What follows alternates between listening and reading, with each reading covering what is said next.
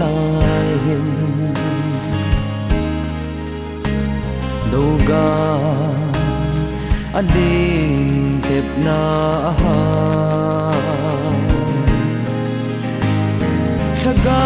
thagawin go di dòng lê ta sa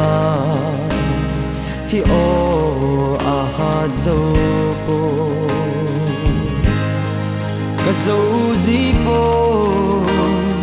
ka thu te zi e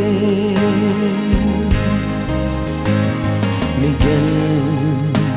thấy ca là hy sinh coi hầm ấy hu độ dâu đinh à khi na ta xa à cồn hiến bồ thì đắng rong tận nê ta po đây xa na xa bên thang mai tì lâu ô tuôn ki pa na ka dim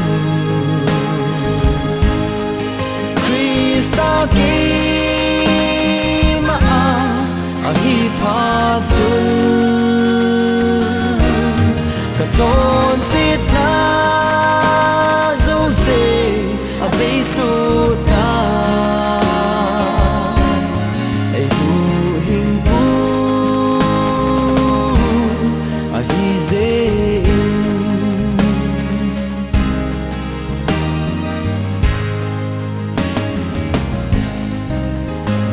lep na hui bi anung jing doga lên xe tan gamahin hin na ka ku bi Krista tôn so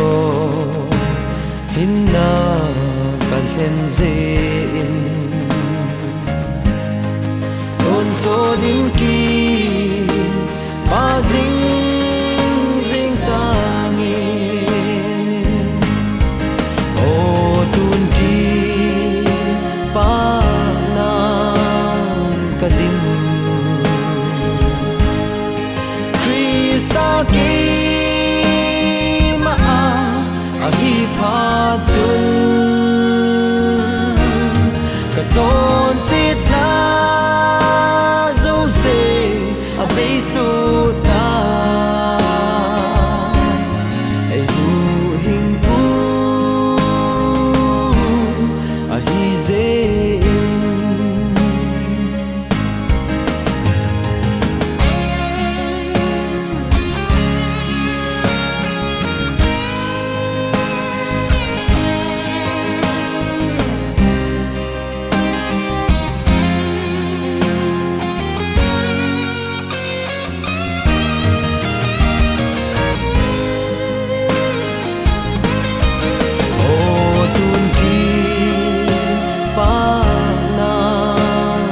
kadim